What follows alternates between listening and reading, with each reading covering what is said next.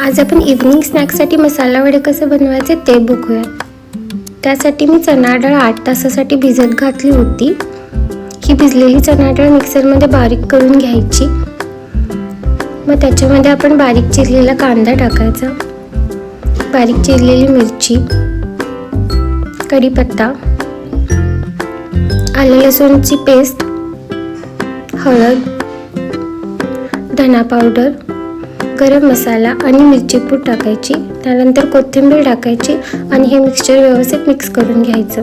मग त्याच्यामध्ये तांदळाचं पीठ ॲड करायचं आणि व्यवस्थित मिक्स करून घ्यायचं। माशाचे छोटे छोटे टिक्की बनवायचे।